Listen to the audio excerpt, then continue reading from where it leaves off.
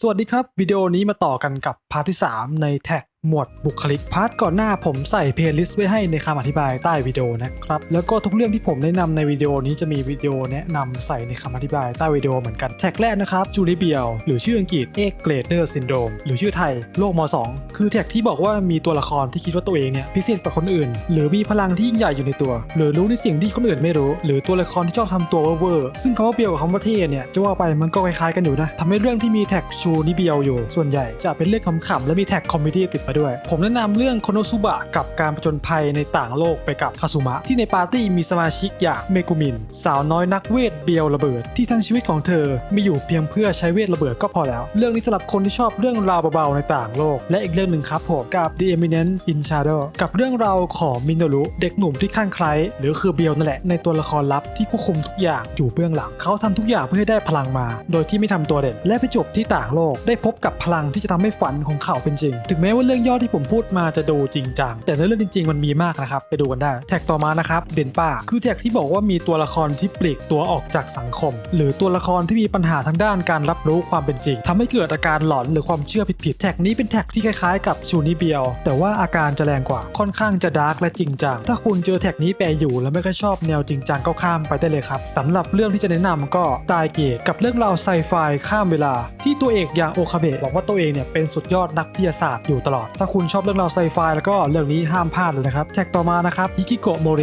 ิคือแท็กที่บอกว่ามีตัวละครที่ปลีกตัวออกจากสังคมและชอบอยู่คนเดียวไม่สุงสิงกับใครไม่ยอมออกจากที่พักแท็กนี้ผมมีแนะนำหลายเรื่องเลยเรื่องแรกโอนิจังว่าโอชิเมะที่ตัวละครเอกอย่างมาฮิโร่เป็นคนติดบ้านมากๆจนน้องสาวอย่างมิฮาริทนไม่ไหวเลยใช้ยาสาวน้อยมาช่วยเขาเนี่ยไปใช้ชีวิตไปเจอโลกภายนอกได้อีกครั้งหนึ่งเรื่องนี้ก็เป็นแนวชิลๆดูสบายๆเรื่องนะครับผมเรื่องต่อมาในไลฟ์กับอาราตะชายหนุ่มที่ล้มเหลวกับการหางานทำเขาได้รับข้อเสนอให้ไปร่วมทดลองยาย้อนอายุได้กลับไปใช้ชีวิตวัยเรียนอีกครั้งแถมได้รับเงินเดือนอีกต่างหากเรื่องต่อมาครับเนจุโนะซูซูเมะกับเรื่องของโมริโกะสาวที่ยอมแพ้กับสังคมการทำงานหวนคืนสู่เกมออนไลน์ที่เธอเคยเล่นในสมัยก่อนได้กลับไปเจอเพื่อนในเกมเก่าๆสารสัมพันธ์ Enjoy Life มากขึ้นจะเห็นว่าแนวนี้ส่วนใหญ่จะเป็นเรื่องราวการช่วยเหลือคนที่มีอาการฮิโกโมริเป็นส่วนใหญ่เพราะว่าเป็นปัญหาระดับสังคมของญี่ปุ่นเลยล่ะและถ้าคุณเป็นอยู่ก็ไปปรึกษาจิตแพทย์นะครับเพื่อช่วยระบายความเครียดกันได้นะฮะแท็กต่อมานะครับแกรุหรือว่าแกลคือแท็กที่บอกว่ามีตัวละครหญิงที่แต่งตัวแรงๆเครื่องประดับจัดเต็มย้อมผมผิวสีแทนหรือว่าแต่งหน้าแรงๆอย่างเช่นเรื่องโอนิจังวะโอชิเมะที่ผมพูดไปแล้วก็มีไคเดะที่เป็นเพื่อนกับน้องมิฮาริแต่งตัวแบบนี้ครับเรื่องต่อมานะครับ My Dress Up Darling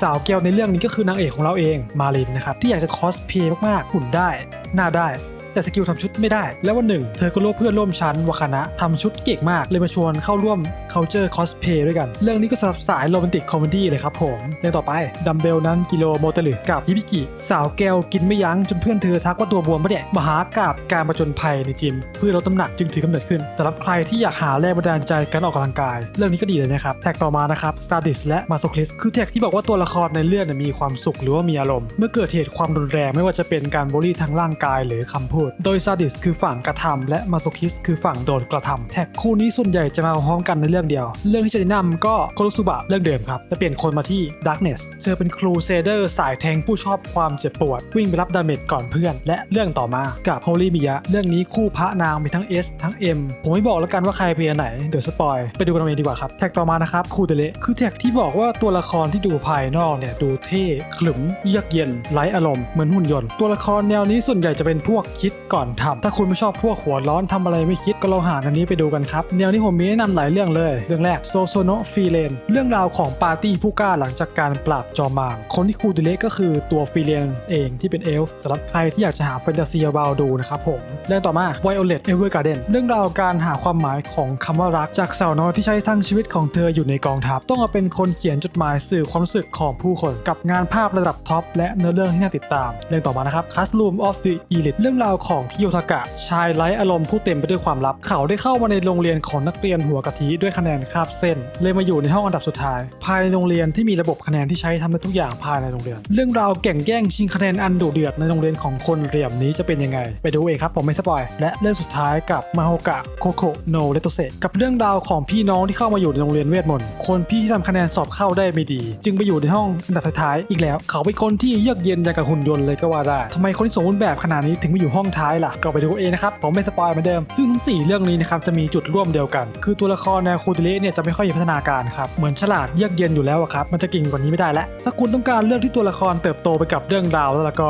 ข้ามแนวนี้ไปเลยดีกว่าครับแท็กต่อมานะครับผมซุนเดเละคือแท็กที่บอกว่ามีตัวละครที่แสดงออกแบบเยือกเย็นและไม่เป็นมิตรเพื่อปกปิดด้านที่อบอุ่นและเป็นมิตรก็ฟังดูอาจจะคิดว่ามันก็เหมือนคูติเละเมื่อกี้หรือเปล่าส่วนที่ต่างกันก็คือสายนี้จะมีการเดเละแตกเกิดเป็นตอนต้นหน้าโหดตอนท้ายหน้าแบลนะครับผมแนวนี้เป็นแนวที่มีกับทุกเรื่องเลยถ้าเป็นแนวโรแมนต์นะครับสงสัยคนดูชอบกันมั้งเรื่องที่ผมแนะนำนะครับเรื่องแรกคิชุกุกาโกโนจูเลียตกับเรื่องราวความรักต่างหอของหนุ่มสาวปากไม่ตรงกับใจเรื่องต่อมานะครับโทระโดระเรื่องราวของน้องเสือจิ๋วที่พออยู่ต่อหน้าคนที่ตัวเองชอบทำตัวไม่ถูกพูดจาไม่รู้เรื่องทำให้สารภาพรักไม่ได้สักทีถ้าคุณชอบตัวละครที่พูดจารู้เรื่องชัดเจนจริงใจก็ข้ามแนวนี้ไปนะครับคือแนวนี้มันจะเป็นแบบว่าคิดอย่างพูดอีกอย่างมันตรงข้ามกับเมื่อกี้เลยครับแท็กต่อมานะครับยันเดเละคือแท็กที่บอกว่ามีตัวละครที่เป็นห่วงคนที่รักมากๆจนเรียกได้ว่าหึงแรงและรักแบบหมกมุ่นจนเกินไปปกป้องคนที่รักจนเกินไปจนกระทั่งใช้ความรุนแรงกับคนที่รักหรือคนอื่นเรื่องที่ผมจะแนะนำก็คือนิไลนิกิกับเรื่องราวของยูโนะสาวน้อยน่ารักเธอกับคนรักของเธอได้เข้าร่วม Battle Royale Survival Game ที่ผู้แข่งขันทุกคนจะมีไดอารี่บอกอนาคตที่แตกต่างกันออกไป